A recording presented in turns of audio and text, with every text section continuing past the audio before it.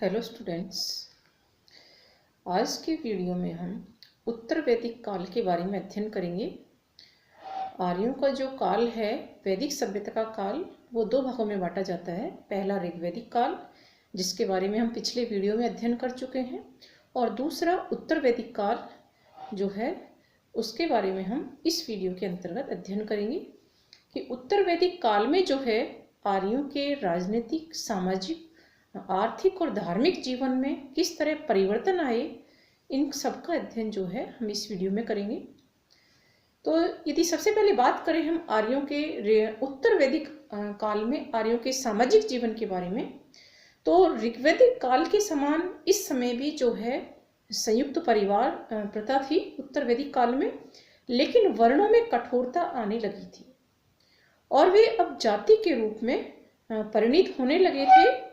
उत्तर वैदिक काल में जो वर्ण थे वो जाति व्यवस्था में बदलने लग गए थे।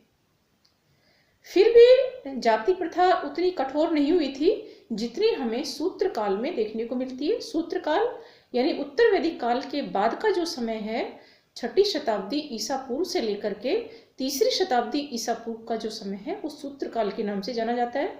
तो इस काल में जो है वर्ण व्यवस्था वो अत्यंत कठोर हो गई थी, जाति व्यवस्था में बदल गई थी। उत्तर वैदिक काल में धार्मिक और सामाजिक क्षेत्र में 4 वर्णों ब्राह्मण, क्षत्रिय, वैश्य और शूद्र के अधिकारों और कर्तव्यों में विभेद किया जाने लगा था। चारों वर्णों के संबोधन के ढंग भी हमें अलग अलग मिलते हैं। जैसे ब्राह्मण को आइए, किसी को यदि बुलाना होता तो ब्राह्मण को आइए बोला जाता, क्षत्रिय को आओ, वैश्य को जल्दी आओ और शूद्र को दौड़कर आओ कहकर संबोधित किया जाता था। तो इस तरह जो है वर्णों के विभिन्न जो कर्तव्य थे उनके बारे में भी अलग अलग विभेद किया गया था। उत्तर वैदिक काल जो है ऋग्वैदिक काल के बाद का समय है, और ये वो काल है जिसका ज्ञान हमें जो 3 अन्य वेद हैं ऋग्वेद के अलावा, यजुर्वेद, सामवेद, अथर्ववेद, साथ ही आरण्यक जो हैं, ब्राह्मण ग्रंथ हैं, उपनिषद हैं, इनसे हमें इस उत्तर वैदिक काल के बारे में जानकारी मिलती है।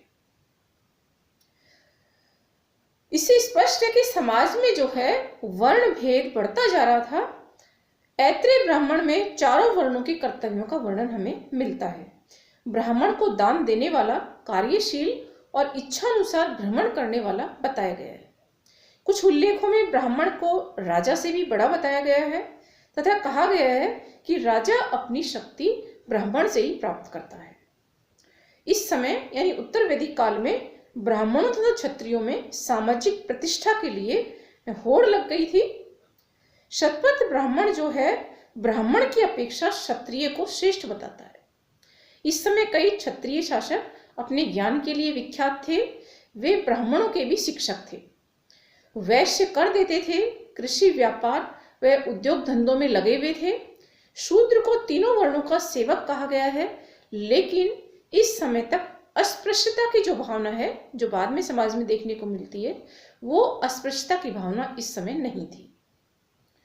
समाज में स्त्रियों की दशा अच्छी थी, बाल विवाह नहीं होते थे, बहुविवाह व विधवा विवाह प्रचलित थे। मैत्रायणी संहिता जो है उसमें मनु की 10 पत्नियों का उल्लेख हमें मिलता है। तो इससे पता चलता है कि इस काल में, उत्तर वैदिक काल में, बहुविवाह प्रथा जो है वो समाज में प्रचलित हो गई थी। स्त्रियों को पर्याप्त शिक्षा दी जाती थी। वे उत्सवों और धार्मिक समारोह में भाग लेती थी, परंतु ऋग्वैदिक काल की तरह उन्हें अब भी जो है राजनीतिक जीवन में भाग लेने का अधिकार और संपत्ति का अधिकार, ये 2 अधिकार उनको अभी भी प्राप्त नहीं थे। इस समय स्त्रियों की सामाजिक और धार्मिक प्रतिष्ठा जो है ऋग्वैदिक काल की अपेक्षा घटना शुरू हो गई थी। ऐत्रेय ब्राह्मण स्पष्ट रूप से कन्या के जन्म को चिंता का कारण बताता है। इसी तरह अथर्ववेद में भी कन्या के जन्म की निंदा की गई है। मैत्रायणी संहिता जो है उसमें स्त्री को द्यूत और मदिरा की श्रेणी में रखा गया है। तो इस तरह हम देखते हैं कि उत्तर वैदिक काल में स्त्रियों की जो दशा है वो उसमें जो है दशा अवनति की तरफ अग्रसर हो गई थी। स्त्रियों की दशा जो है वो थोड़ी खराब होने लगी थी। इस समय समाज में खान पान रहन सहन आदि ऋग्वैदिक काल की तरह ही थे, उत्तर वैदिक काल में भी। अब बात करेंगे उत्तर वैदिक काल की आर्थिक दशा के बारे में। ऋग्वैदिक काल की तरह अब भी जो है कृषि और पशुपालन आर्थिक जीवन के मुख्य आधार थे आर्यों के। खेत जो है हल द्वारा जोते जाते थे खेत। काठक संहिता में हमें 24 बैलों द्वारा खींचे जाने वाले जो है हलों का उल्लेख मिलता है। उत्तर वैदिक काल में ही उत्तर भारत में लोहे का प्रयोग जो है वो प्रचारित हो गया था, और अब जो है कृषि के जो उपकरण हैं वो भी लोहे की सहायता से बनाए जाने लगे थे। लोहे का प्रयोग अस्त्र शस्त्रों में भी होने लगा था। लौह तकनीक ने जो है कृषि के क्षेत्र में महान परिवर्तन ला दिया था उत्तर वैदिक काल में। उत्तर वैदिक काल में व्यापार वाणिज्य उन्नति पर थे। इस काल के ग्रंथों में हमें व्यापारियों में की जो है श्रेणियों का उल्लेख मिलता है। उत्तर वैदिक काल में विभिन्न उद्योगों में और जो है व्यापारियों ने अपनी अपनी श्रेणियों का गठन कर लिया था। श्रेष्ठीन जो है श्रेणी का प्रधान व्यापारी होता था। ब्याज पर धन देने का जो रिवाज है वो प्रचलित हो गया था। तैत्तिरीय संहिता में ऋण के लिए कुसीद शब्द का प्रयोग मिलता है, और इसी तरह शतपथ ब्राह्मण में जो है उधार देने वाले को कुसीदिन कहा गया है। कुसीदिन शब्द का प्रयोग मिलता है। निष्क जो है शतमान, पाद, कृष्णल आदि माप की विभिन्न इकाइयां थी। बाट की मूलभूत इकाई कृष्णल थी। रत्तिका और गुंजा भी उसी के समान थी, यानी सबसे छोटी जो इकाई थी बाट की वो कृष्णल थी। सिक्के का नियमित प्रचलन भी उत्तर वैदिक काल में अभी भी नहीं हुआ था। इस समय तक यानी 1000 ईसा पूर्व तक पूर्वी पंजाब, पश्चिमी उत्तर प्रदेश, गांधार, बलूचिस्तान में लोहे का प्रयोग शुरू हो गया था। उत्तर वैदिक साहित्य में लोहे को कृष्ण अयस कहा गया है। इस प्रकार उत्तर वैदिक कालीन आर्यों का भौतिक जीवन पहले की अपेक्षा उन्नतशील हो गया था। उत्तरी गंगा घाटी में आर्य जो है स्थायी रूप से बस गए थे और पर्याप्त मात्रा में कृषि का उत्पादन भी होने लगा था। हम बात करेंगे उत्तर वैदिक काल के राजनीतिक जीवन के बारे में कि ऋग्वैदिक काल का जो राजनीतिक जीवन था और उत्तर वैदिक काल का जो राजनीतिक जीवन था, दोनों में क्या अंतर आया। इसका जो अध्ययन है हम इनके राजनीतिक जीवन के अंतर्गत करेंगे, उत्तर वैदिक कालीन आर्यों के राजनीतिक जीवन में।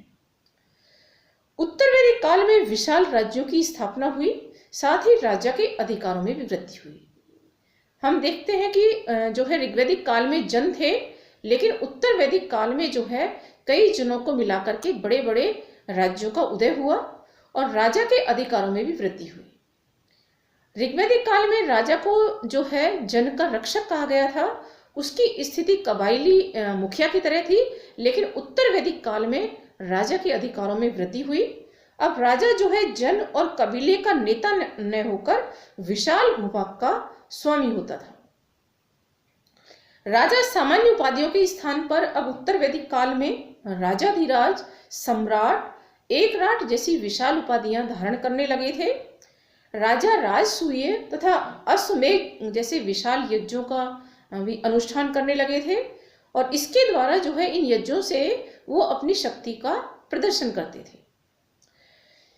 सम्राट की यदि बात करें उत्तर वैदिक काल में, उसकी शक्तियों की बात करें तो सम्राट दंडधर होने के कारण दंड से मुक्त था, यानी वो दंड दे सकता था, लेकिन स्वयं अपराध करने पर दंड से मुक्त था। किंतु फिर भी व्यवहार में उसके अधिकारों पर कुछ अंकुश लगे होते थे। सभावर समिति जो है इस समय भी राजा की निरंकुशता पर अंकुश रखती थी। राजा को अब भी सैनिक और न्याय संबंधी कार्य करने पड़ते थे। युद्ध में वो सेना का संचालन करता था। यजुर्वेद की संहिताओं और ब्राह्मण ग्रंथों में हमें उत्तर वैदिक काल के जो उच्च अधिकारी हैं उनके बारे में जानकारी मिलती है। इन्हें 11 रत्नीन कहा गया है। रत्नीन कहा जाता था और उनकी संख्या हमें 11 मिलती है, इसलिए इन्हें 11 रत्नीन कहा गया है। इन 11 रत्नीनों में पुरोहित, सेनानी और ग्रामणी, ये ऋग्वैदिक काल के थे तीनों। इसके बाद में सूत यानी रथ सेना का नायक, संग्रहीता यानी कोषाध्यक्ष, भागदुग्ध यानी अर्थमंत्री, अक्षवाप धूत क्रीड़ा में राजा का साथी, पालागल यानी विदूषक और गोविकृता वन अधिकारी तथा युवराज और महिषी, इन 11 रत्नीनों के नाम हमें राजनीतिक पदाधिकारियों के रूप में उत्तर वैदिक काल में मिलते हैं। उत्तर वैदिक काल में राजा की प्रतिष्ठा में काफी वृद्धि हुई। उसे विश्वस्य भुवनस्य राजा यानी संपूर्ण संसार का राजा कहा गया। ऋग्वैदिक काल में राजा को जो प्रजा भेंट देती थी स्वेच्छा से, उसे बलि कहा गया था। लेकिन हम देखते हैं कि इसी उत्तर वैदिक काल में जो है वही ऋग्वैदिक काल का बलि जो था वो नियमित कर बन गया था, यानी अब इसको वसूल करना राजा अपना अधिकार मानने लगे थे। उत्तर वैदिक काल में सभा और समिति के अधिकारों में भी वृद्धि हुई। केंद्रीय शासन और सेना पर समिति का बहुत अधिक प्रभाव था।